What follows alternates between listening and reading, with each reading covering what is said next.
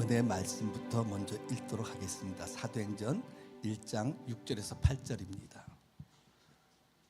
파워포인트를 그쪽에서 좀 해주실래요? 내가 안 가져와서 리모컨을.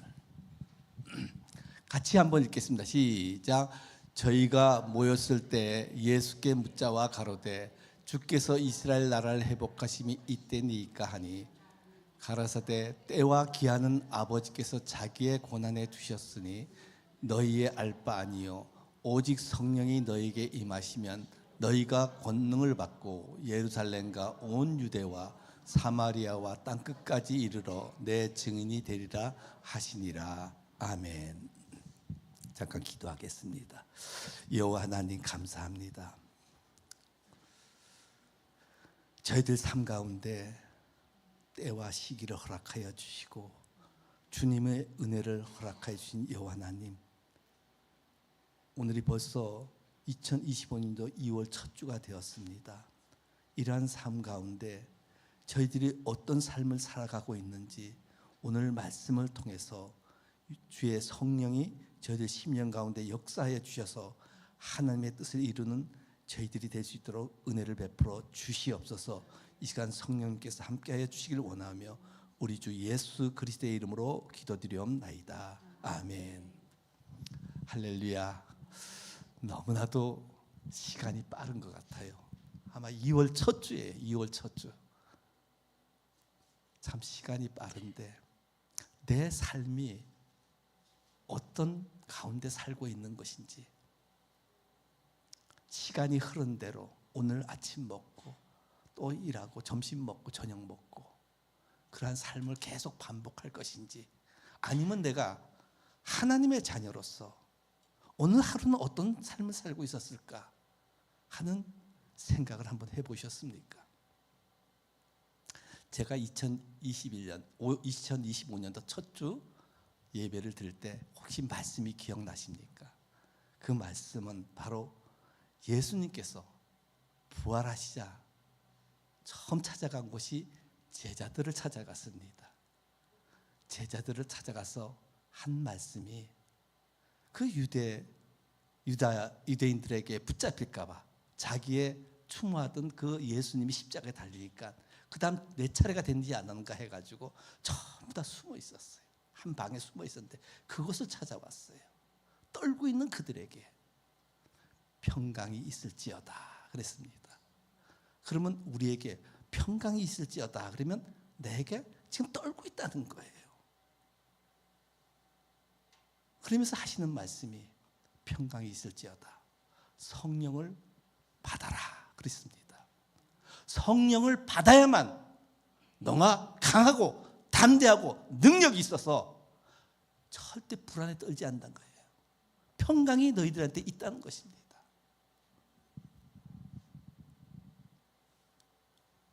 성령은 헬라어로 푸뉴마라고 합니다.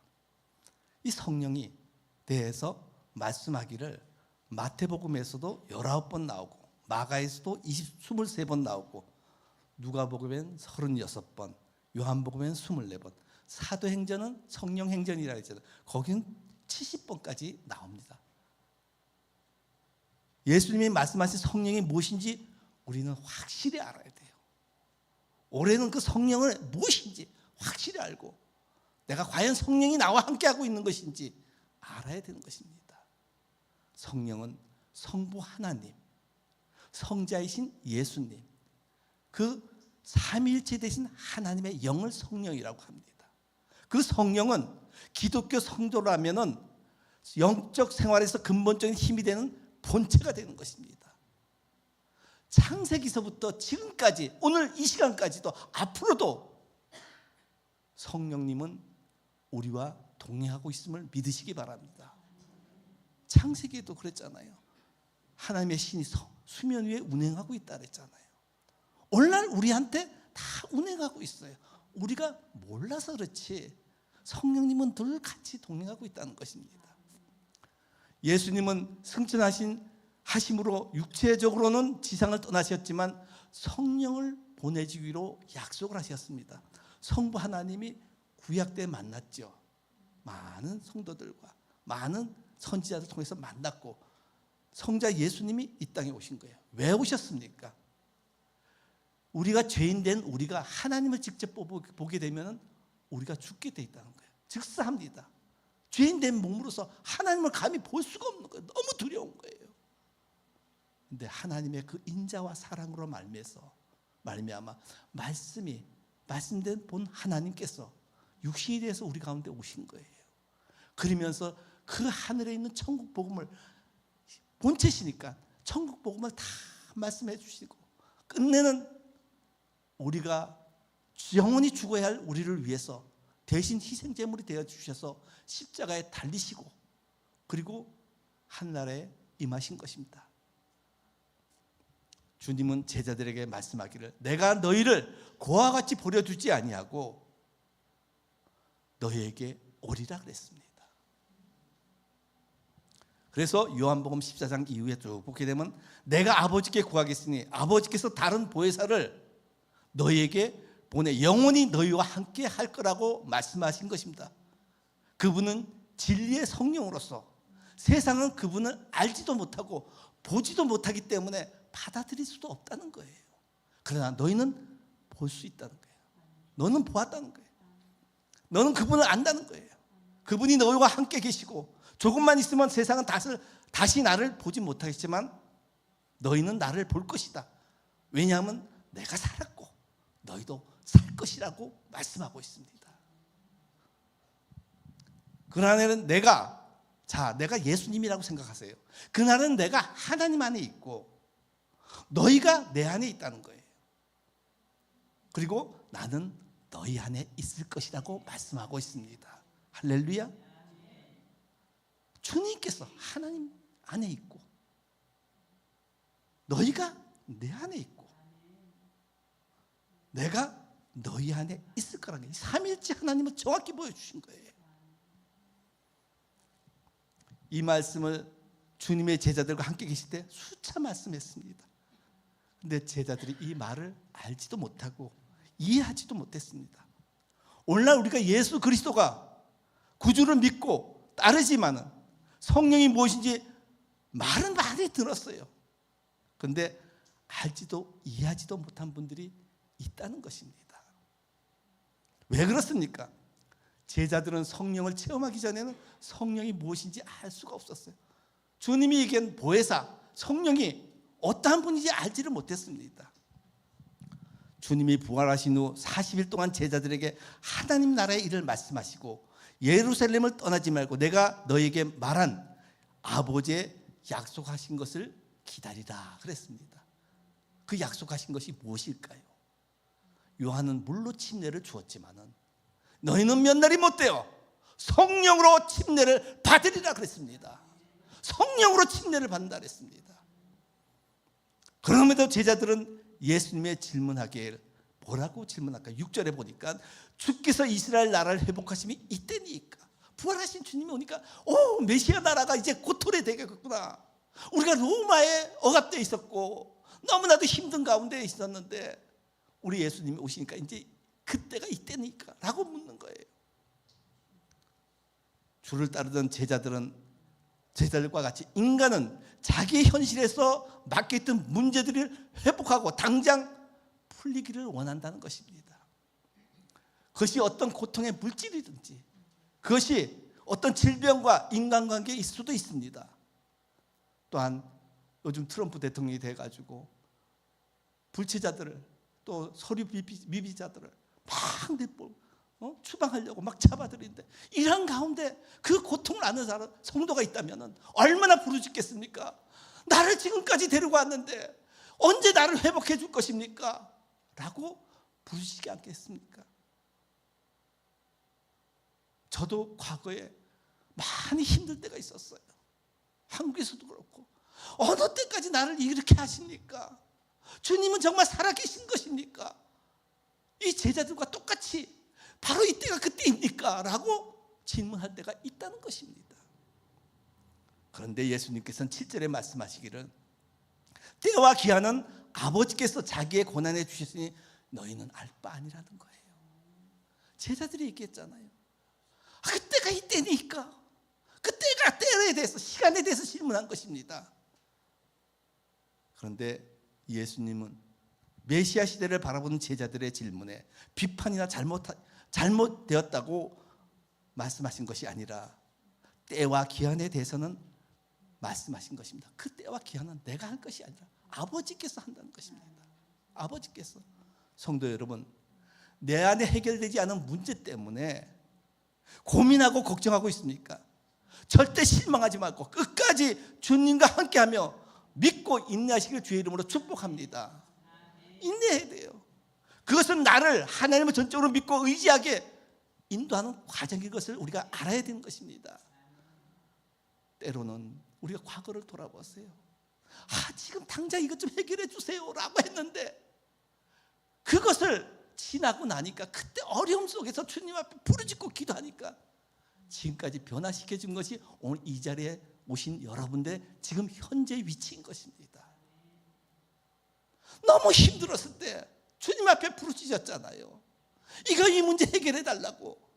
자녀 문제도 해결해 달라고 그러고 물질 문제도 해결해 달라고 사업 문제도 해결해 달라고 그러고 막 그런데 그때마다 하나님께서 훈련시킨 것입니다. 왜? 하나님의 기일 때, 하나님의 때에, 하나님의 시간에 하나님의 일꾼으로 쓰임받아 되기 위해서 훈련 과정을 여러분들 인도한 것을 믿으시기 바랍니다. 그게 훈련 과정이에요. 왜? 우리 인간은 너무 잘 알아요. 나를 너무 잘 알기 때문에 그런 과정을 거치지 않으면은 금방 돌아선다는 거예요. 금방 돌아선다는 거예요. 하나님의 일을 증인된 삶을 살기 위해서 우리를 택해가지고 훈련시키는 거기 때문에 여러분 실망하지 말고 끝까지 주님만 믿고 그 기한과 하나님의 때를 기다리길 주의 이름으로 축복합니다. 예수님께서 3일 만에 죽음에서 부활하신 후에 제자들에게 찾아와서 첫 번째 명령한 것이 뭡니까? 성령을 받으라 였잖아요. 성령을 받으라. 그리고 40일간 하나님의 나라의 일을 부활하신 다음에 40일간 하나님의 나라의 일을 말씀하시고 하늘로 승천하기 전에 마지막 하신 말씀이 본문 8절에 있습니다. 본문 8절 한번 보실까요? 같이 읽겠습니다. 시작. 오직 성령이 너에게 임하시면 너희가 권능을 받고 예루살렘과 온 유다와 사마리아와 땅끝까지 이르러 내 증인이 되리라 하시니라 그랬습니다. 오직 성령이 너에게 임하시면 성령에 대하여 다시 한번 또 강조하고 있는 거예요. 부활하신 다음에 처음으로 제자들을 찾아와서 성령을 받으라 그랬고 지금 부활하신 후에 40일 동안 제자들에게 말씀을 가르친 다음에 마지막 승천하기 전에 성령이 너에게 임하시면 성령을 또 강조하시고 있습니다. 그만큼 우리를 구원하신 예수님께서 우리를 사랑하신 하나님께서 성령에 대해서 그만큼 강조하고 있다는 것입니다. 본문 말씀의 순서를 한번 보십시오. 성령이 임하면 권능을 받고 증인이 되리라 그랬습니다. 증인이 되리라. 증인이 되려면 권능을 받아야 되는 것입니다. 권능은 내가 받고자 해서 받는 것이 아닌 것입니다. 오직 성령께서 내게 임하심으로 저절로 받게 되어 있다는 것입니다. 선물로 받게 되어 있다는 것입니다. 세상에 어떤 방법으로도 이 성령을 돈으로 사거나 할 수가 없는 것이에요. 이때 받은 권능은 세상적으로 천지개벽을 일으키는 어떤 능력이 아니에요. 외적인 변화를 일으키는 권능이 아닌 것입니다. 이 권능은 성령은 제자들의 심적 안에서 변화를 주어가지고 제자들의 변화된 권능이에요. 어떤 변화된 것입니까? 하나님 사람으로 되게 하는 권능인 것을 믿으시기 바랍니다. 하나님의 사람으로 그리고 참된 제자로 변화시키는 권능인 것입니다. 그리고 증인의 삶을 하나님의 증인 예수 그리스도의 증인의 삶을 사는 권능인 것입니다. 비겁한 제자, 도망간 제자, 예수님을 팔아버린 제자들, 형편없는 제자를 변화시켜서 능력의 증인이 되게 하는 권능을 주신 것입니다. 자, 제자들을 보면 알 수 있습니다. 제자들은 성령을 체험하지 못했을 때는 성령을 알지 못했습니다. 그러나 성령을 받고 나니 전혀 다른 사람이 되었습니다. 죽음을 두려워하지 않고 예수님의 말씀을 어디든지 가든지 감대히 증언하는 삶을 살았던 것입니다. 제가 한국에 있었던 그 원종수 권사라는 분을 아시죠? 이 간증을 들은 분은 많이 알 것입니다. 그 원종수 권사는 고등학교 때 엄마가 새벽 기도 늘 다니고 오면 애들 다 데리고 기도를 했댔거든요. 그 고등학교 다닐 때 고등학교 480명 중에 자기 동급생 중에 480명 중에 350등 하던 자였습니다. 그때 엄마 따라 계속 새벽 기도 다니다 하루는 로마서 16장을 그 중에 아침 새벽 기도 2번 읽었는데 갑자기 이상한 현상이 나타나는 거예요. 로마서 말씀이 그대로 쭉 성경 말씀이 막 딸려가지고 두루마기가 풀려가지고 자기 입으로 막 들어오는 것 같아요. 막 이상한 체험을 하는데 아이고 빨리 가야지 하고 나와서 거리를 걸어가는데 간판에 있는 모든 간판의 글씨들이 로마서 글씨로 다 보이는 거예요. 그걸 다 그대로 외우다시피 다 한 거예요. 근데 한 번은 학교에서 시험을 보는데 자기 노트 필기한 거하고 책에 있는 교과서 내용들이 다 앞에 환하게 다 보인다는 거예요. 보여요. 그걸 보고 쓰니까 성적이 자꾸 올라가잖아요. 5등으로 됐다가 나중에 해가지고 고등학교 졸업할 때 수석으로 졸업했어요. 수석으로 졸업했어요. 하루는 엄마가 새벽기도 갔다 오다가 웬 사람을 데려다 완전히 거지예요. 홈리스 피플. 거지가 돼가지고 그런 사람을 완전히 쩌드른 한 할아버지를 모시고 들어온 거예요. 애들이 놀란 거예요. 왜 이렇게 할까? 놀랐는데 엄마가 딸 셋의 아들 하나거든. 들어가서 목욕 좀 시켜라. 욕실에 들어가서 목욕을 깨끗이 하니까 시원해. 시원해. 그러니까 엄마가 옛날에 자기 아버지가 놔뒀던 메리아스라는 게 모든 옷들을 꺼내가지고 입히라 그랬어요. 입히고 딱 나오니까 밥을 따뜻하게 해가지고 정성껏 아침상을 마련해가지고 밥을 드린 거예요. 그렇게 해가지고 나가시게 한 거예요. 너무 고맙다고. 그리고 나서 자기가 고등학교 수석 졸업하고 나니까 서울대 의대를 또 들어갔어요. 서울대 의대 들어가서 또 시험을 보고 하는데 완전히 자기 공부한 것이 그냥 다 나타나는 거예요.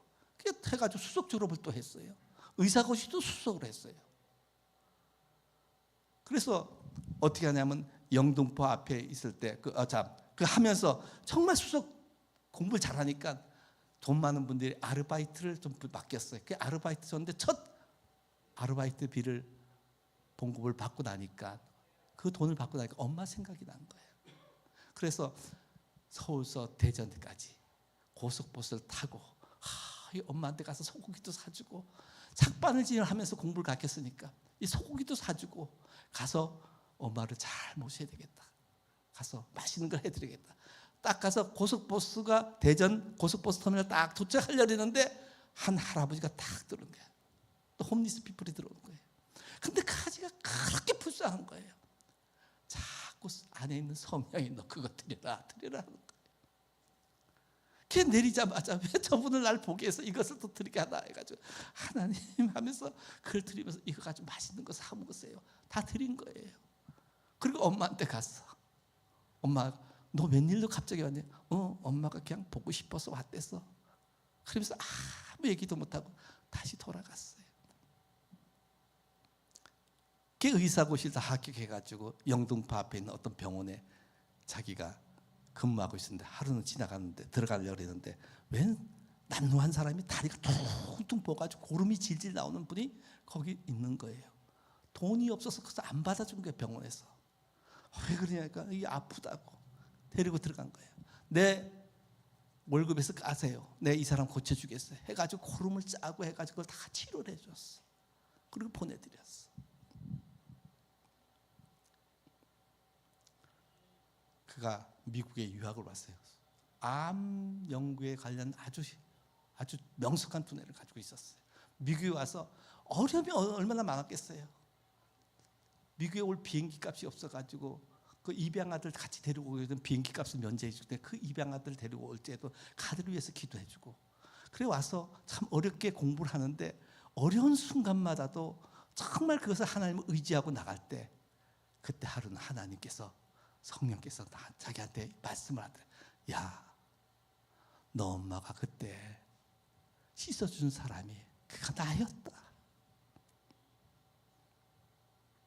그리고 네가 고속버스 터미널에서 그 돈을 준 사람이 그가 나였다. 그리고 네가 병원 앞에서 다리가 퉁퉁 벗어 있었 그가 나였다라고 얘기합니다.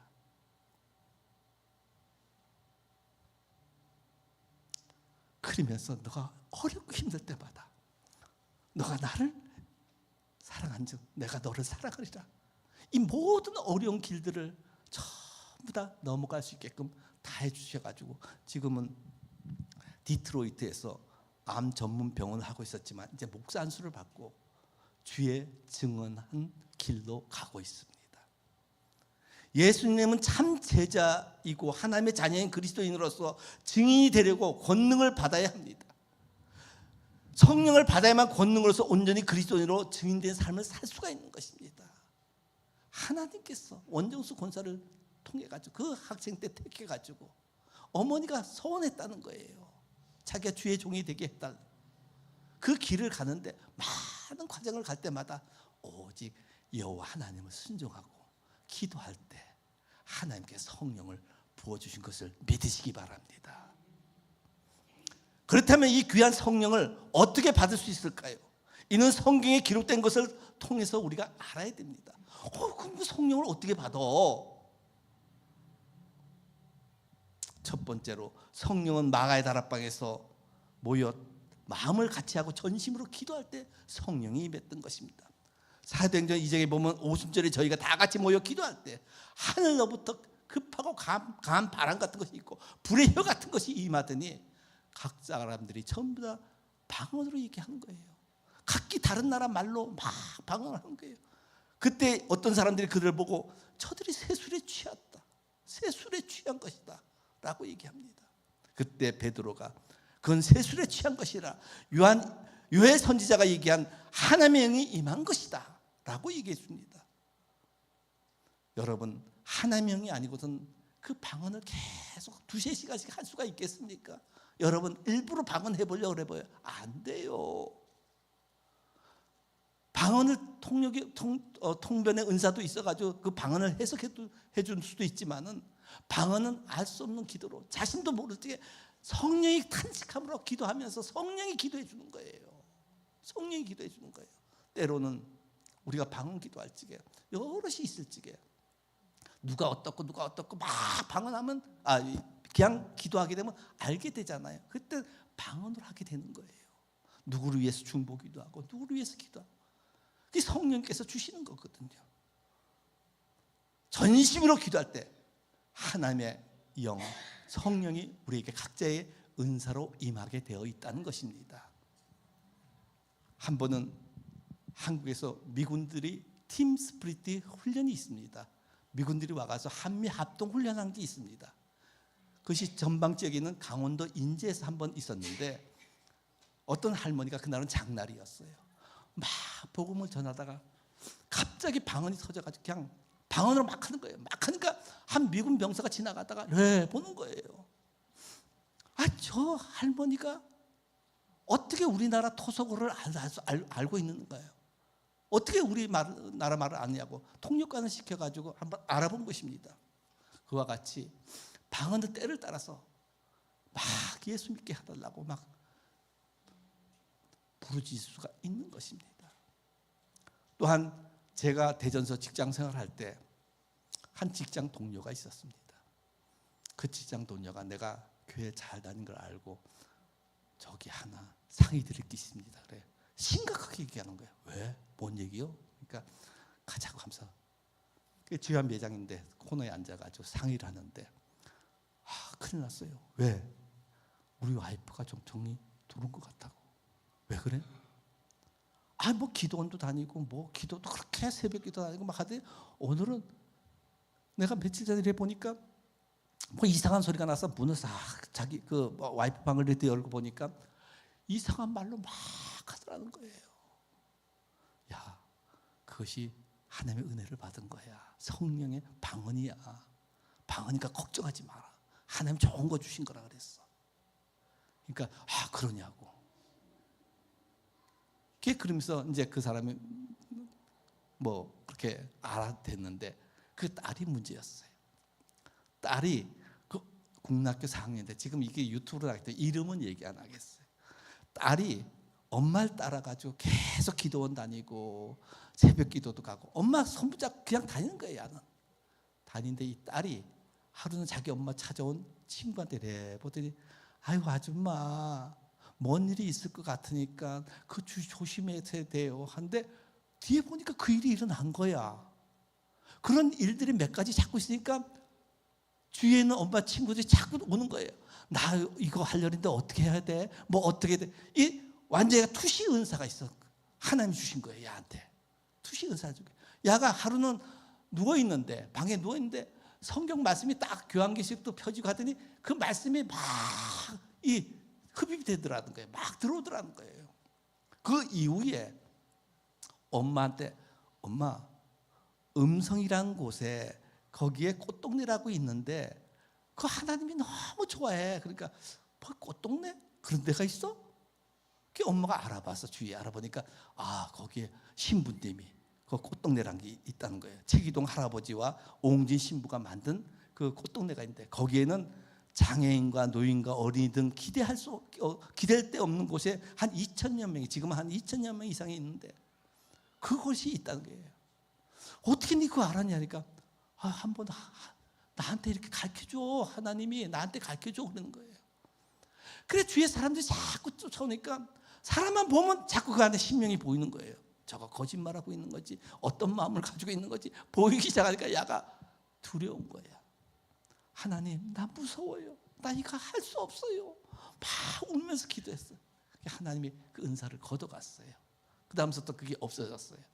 마찬가지로 여러분 우리가 예수 그리스도를 믿었을 때 우리에게 하나님의 은사를 각자에게 주십니다.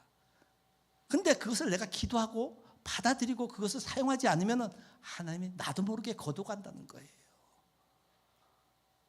그걸 아셔야 돼요. 하나님은 여러분을 사랑하기 때문에 그 은사를 통해서 성령을 통해서 각 사람에게 맡은 바 은사를 통해서 하나님의 증인된 삶을 살라고 해줄 때가 있었습니다. 야, 너 저 사람 전도해? 근데 전도 안 하고 자꾸 체면 때문에 과거의 체면 때문에 전도를 안 하고 있다든지 그러면 말씀을 전할 수가 없는 거예요. 저 사람 아픈데 저 사람 위해서 기도해줘. 아이 나 같은 것이 뭐이? 그러면 소멸돼 버리는 거예요. 우리는 예수를 믿었으면 분명히 하나님께서 성령을 받으라 그랬고 성령이 임하면 어떤 일이 있을 것이라고 분명히 우리에게 성령에 대해서 말씀해 주셨는데 그것을 모르게 되면 전부 다 잊어버리고 만다는 것입니다. 두 번째로 베드로가 안수할 때 성령이 임하였습니다. 사도행전 8장에 보니까 예루살렘에 있는 사도들을 사마리아에도 하나님의 말씀을 들었다는 것을 알고 베드로와 요한을 그곳에 보내었습니다. 그곳에 보냈는데 그들이 막 기도하는데 성령 받기를 위해서 막 기도하니까 냉랭한 거예요. 기도를 스톱시키고 여러분 성령 세례, 성령 침례를 받은 적이 있습니까? 그게 뭐예요? 우리는 요한의 물 침례밖에 안 받았어요. 물 세례밖에 안 받았어요. 성령이 뭐예요?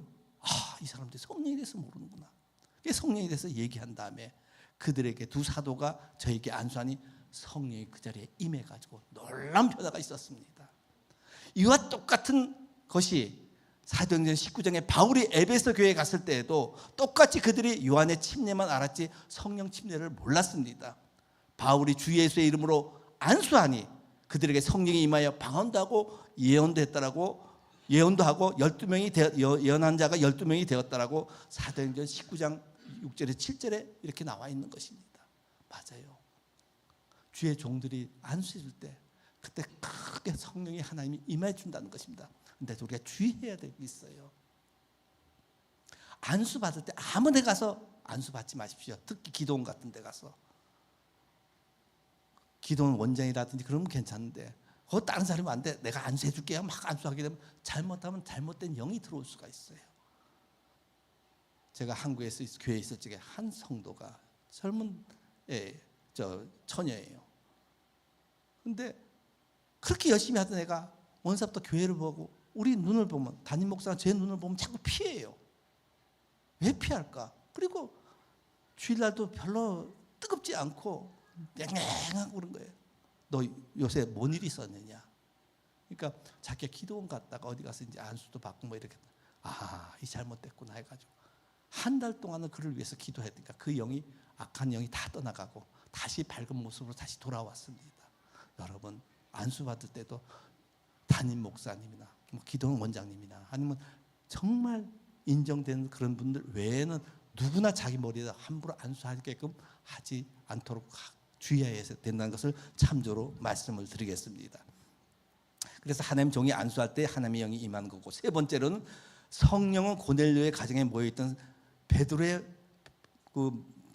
베드로가 고넬료 가정에 가서 말씀을 전할 때 성령이 임했습니다. 사도행전 10장에 보면 가이사랴에 있는 고넬료라는 이달리아 군대 백부장이 있었는데 그는 하나님을 경외했어요. 늘 기도하는데 하루는 기도할 적에, 야, 베드로가 요바에 있는 어디에 있으니까 그곳에 와서 하나님의 말씀을 듣게 하라 그래가지고 사람을 보내서 그를 모셔왔습니다.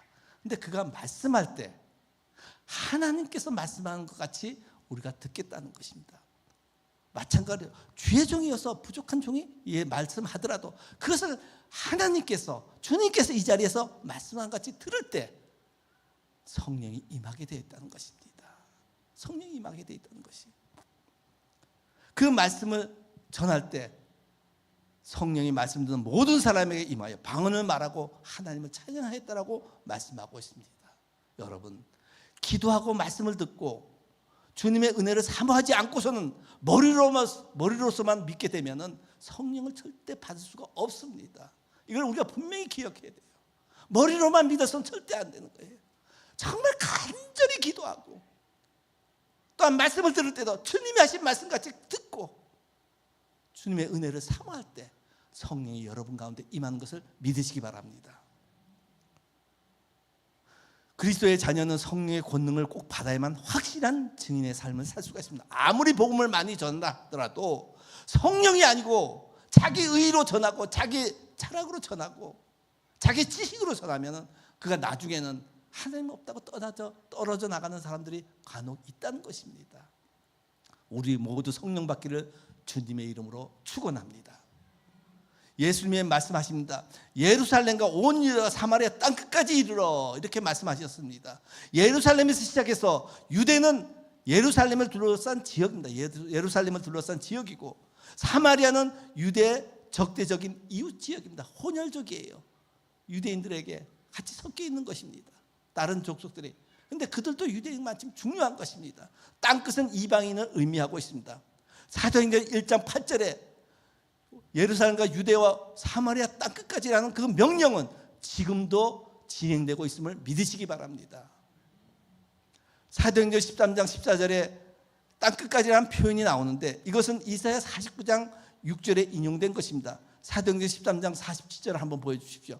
같이 읽어보겠습니다. 시작. 주께서 이같이 우리를 명하시되 내가 너를 이방의 빛을 삼아 너로 땅끝까지 구원하게 하리라 하셨느니라 하니, 이 13장에서 이렇게 증인된 삶을 살아가는데 증언된 삶을 살고 구원에 이르게 하기 위해서 쓴다는 것입니다. 그런데 이것이 이사야 49장 6절 말씀을 인용한 것입니다. 같이 한번 읽겠습니다. 시작. 여호와께서 말씀하신다. 내가 바들을 일으키고 살아남은 이스라엘 백성을 회복시킬 것이지만 너에게는 이보다 더 큰 과업이 있다. 내가 너를 이방 민족의 빛이 되기 위하여 온 세상에 내 구원을 베풀도록 하겠다. 이스라엘 민족을 통해 가지고 이 복음을 전하게 하겠다는 것입니다. 복음의 방향이 지금 있는 자리에서부터 밖으로 향하고 있습니다. 지금 있는 자리에서 지역을 뛰어넘어 지구의 바로 끝까지 모든 사람의 목표를 구원의 복음을 전파하도록 하겠다는 것입니다. 베드로는 이 말씀을 계속 사도행전에 말씀하고 있습니다. 우리가 이 일의 증인이라는 것입니다. 사도행전 2장 32절에 보게 되면은 이 예수를 하나님이 살리신지라 우리가 다 이 일의 증인이로다 그랬습니다. 예수님을 하나님이 살린 것을 내가 증인이라는 거예요. 그리고 사도행전 3장 15절에도 생명의 주를 죽였도다. 그러나 하나님이 죽은 자 가운데서 살리셨으니 우리가 이 일의 증인이로다. 어떻게 죽은 자를 살리겠습니까? 근데 하나님의 능력으로 죽은 예수를 살렸다는 것, 이 일의 증인이 된다는 것입니다. 사도행전 5장 32절에는 우리는 이 일의 증인이요 하나님이 자기를 순종하는 사람들에게 주신 성령도 그러하니라 했습니다. 그 성령을 받아야만 증인이 될 수가 있는 거예요. 성령도 그러하다 그랬습니다. 사도행전 10장 39절에서 40절에 이런 말씀이 있습니다. 우리는 유다인의 땅과 예루살렘에서 그의 행하신 모든 일의 증인이라. 그를 저희가 나무에 달아 죽였으니 하나님이 사흘 만에 다시 살리사 나타내시되 이랬습니다. 맞아요.